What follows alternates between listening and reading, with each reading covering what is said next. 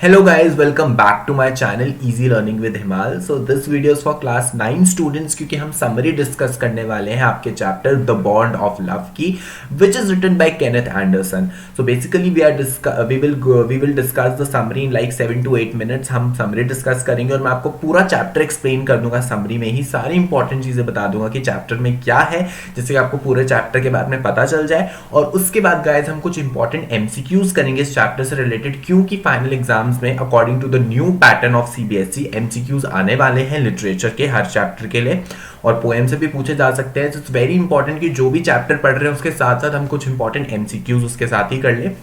तो शुरू करते हैं चैप्टर हमारा bond of love. So basically bond of love बहुत अच्छी स्टोरी है गाइज. ये स्टोरी है एक बेयर और एक लेडी की, ठीक है. सो बेसिकली ऑथर की एक वाइफ है. ऑथर की वाइफ क्या करती है, एक बेयर को अडॉप्ट कर लेती है, ठीक है, as a pet. Bear is a wild animal but वो उसको एज अ पेट अपने घर पे रख लेती है and they share a very beautiful bond, ठीक है. वो बिल्कुल she used to care for the bear और बेयर को भी ऐसा लगता था कि वो उसका बेटा है, ठीक है. तो बिल्कुल बहुत अच्छा एक बॉन्ड होता है इनके बीच में, ठीक है. तभी इसको चैप्टर का नाम कहा गया है बॉन्ड ऑफ लव. और अगर आप लोगों को पेट्स पसंद है, आपके घर पे भी पेट्स हैं, तो आपको ये चैप्टर बहुत पसंद आने वाला है.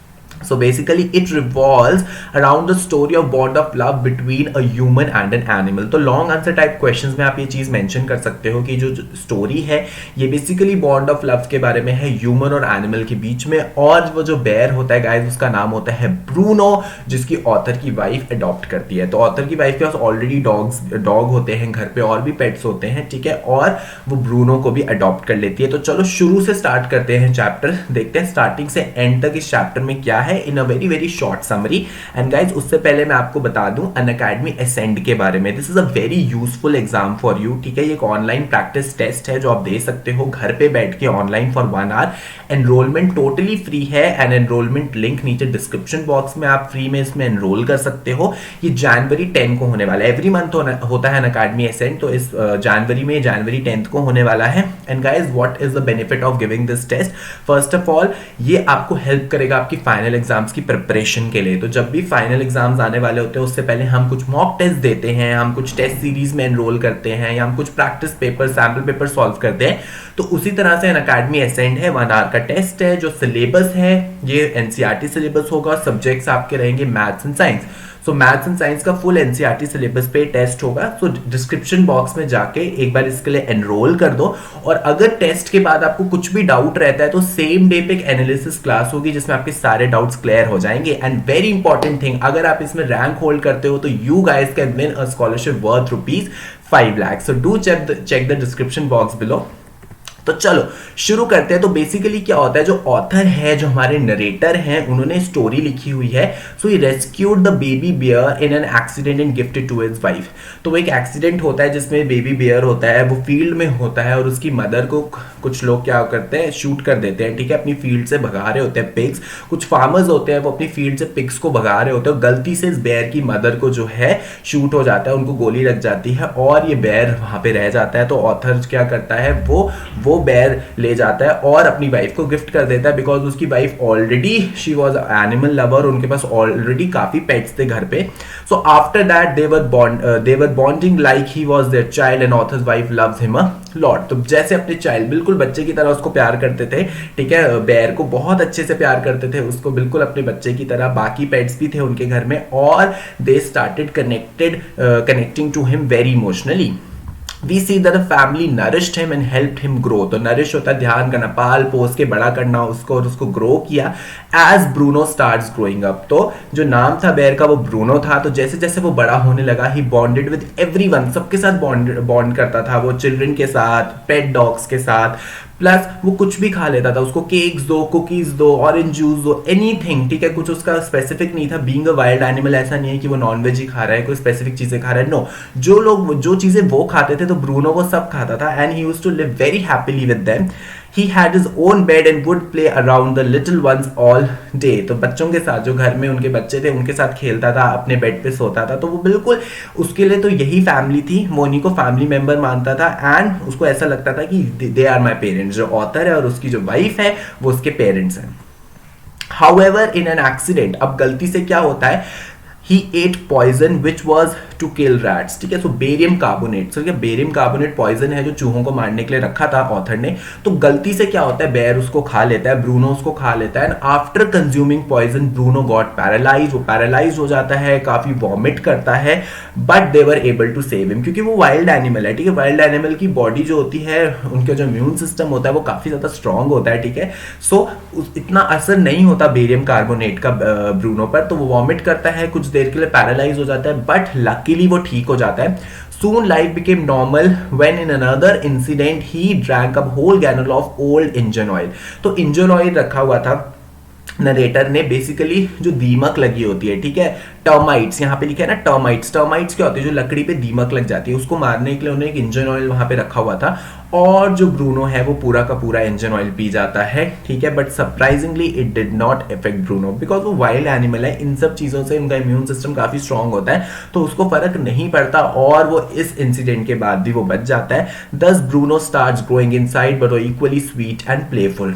तो ब्रूनो का साइज तो बहुत बड़ा हो रहा था, बाकी लोग बोल रहे थे यार अब काफी डेंजरस है, इसको घर पे मत रखो, ये वाइल्ड एनिमल है, इसको जू में भेज दो, इसको घर पे मत रखो, ठीक है। बट ऑथर की wife was not ready, because वो उसकी तरह, उनके लिए बिल्कुल एक अपने बच्चे की तरह था, और उनका नहीं मन था उसको कहीं पे भी भेजने का। तो बेसिकली ब्रूनो स्वीट था, प्लेफुल था, बट उसका साइज बड़ा हो रहा था। By heart he was still a child, but since bear बहुत बड़े होते हैं तो जो उसका साइज है वो दिन बर दिन बड़ा होता जा रहा था। Upon growing up, they change his name to बाबा। तो बाबा हम जनरली बोलते हैं लिटिल बॉय, प्यार से लिटिल बॉय को बाबा बोला जाता है। तो ब्रूनो की ऑथर की वाइफ ने क्या किया, ब्रूनो का नाम बाबा रख दिया, which means a small boy in Hindi language. He picked up few tricks growing up and entertained everyone। तो काफी चीजें करता था, सबको एंटरटेन करता था, नरेटर की वाइफ की सारी इंस्ट्रक्शंस मानता था कि ब्रूनो सेट तो use to set, Bruno stand तो स्टैंड, तो काफी चीजें समझने लगा था। Nonetheless, his size was a problem and being an animal was a threat to the children। अब उसका साइज बड़ा हो रहा था, और कुछ टेनेंट्स जो किराएदार होते हैं, कुछ टेनेंट्स रहते थे उनके घर पे, जिनके बच्चों के लिए उनको लगने लगा कि अब ये थ्रेट है, क्योंकि वो बड़ा हो रहा है, और टेनेंट्स काफी डरते थे, उनके बच्चे ब्रूनो से काफी डरने लगे थे।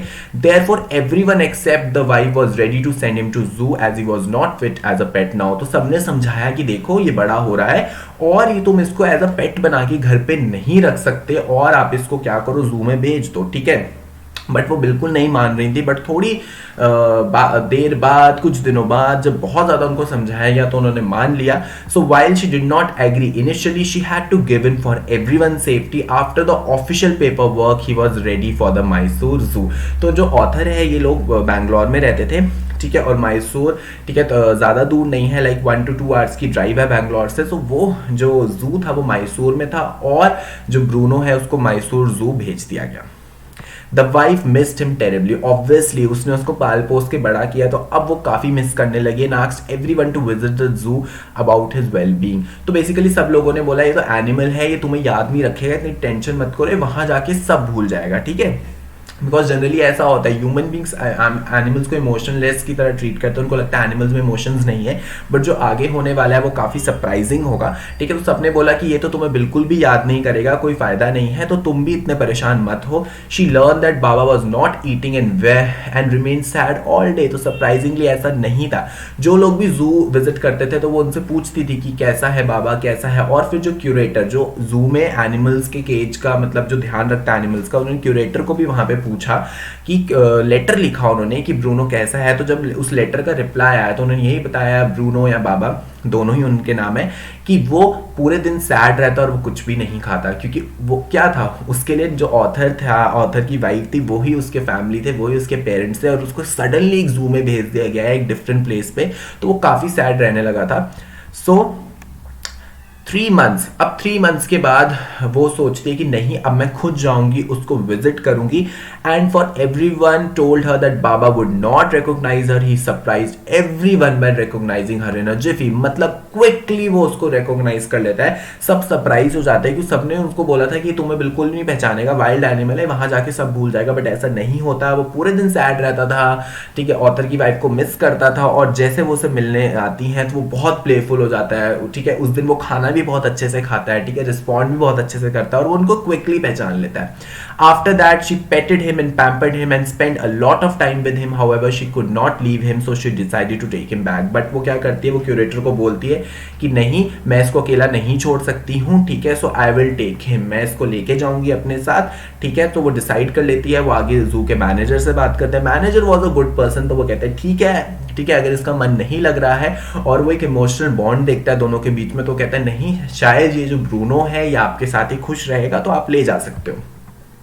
So after formality she bought him back, तो वापस ले जाती है और वो अपने घर पे एक स्पेशल आइलैंड, एक छोटा सा आर्टिफिशियल आइलैंड सा बना देती है, जिसमें कुछ ड्राई पिट्स, कुछ स्ट्रॉज, ठीक है, छोटा सा मडी सा पॉन्ड, ये सारी चीजें वो रख देती है, जिससे कि उसको एक फॉरेस्ट टाइप फील आ जाए, ठीक है, जैसे मतलब जू में बना होता है छोटा सा आइलैंड एनिमल्स को रखने का, वैसे ही वो सेम आइलैंड अपने घर पे बना लेती है. So she finally reunited with Baba. So very good story यार, मतलब उसको वापस ले आती है और फिर वो उसके साथ रीयूनाइट हो जाती है. Shows a love between a human and an animal. Spend her days petting him, making him sleep in her lap. तो अभी वो बच्चे की तरह उसकी गोद में सो जाता था नरेटर की वाइफ में, इवन दो उसका साइज बड़ा हो रहा था, ब्रूनो बड़ा हो रहा था, बट उसको यही लग रहा था कि मैं अभी भी एक चाइल्ड हूँ, sharing the true bond of love.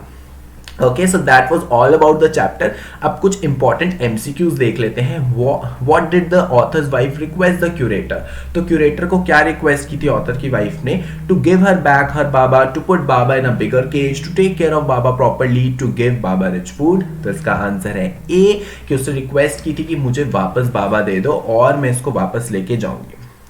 Second, what did the author's son and author advise his wife when Bruno was grown up? जब ब्रूनो बड़ा हो गया तो उसके फैमिली मेंबर्स ने क्या एडवाइस किया ऑथर की वाइफ को?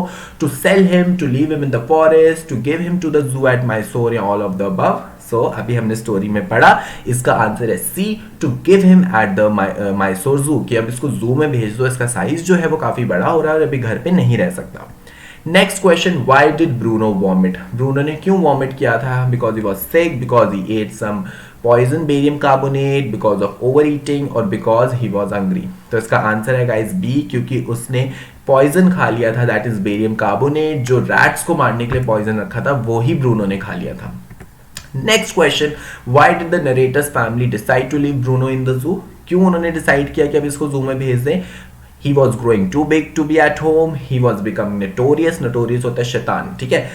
They didn't like him, या they were scared of him. So I know आप सबको आंसर पता है. इसका आंसर है A, because he was too big to be at home, के बड़ा हो रहा है, अब हम इसको घर पे नहीं रख सकते. So thank you guys for watching the video. और अगर आपको समरी या स्टोरी से रिलेटेड कुछ भी डाउट है तो डिस्क्रिप्शन आप कमेंट सेक्शन में लिख दो, ठीक है.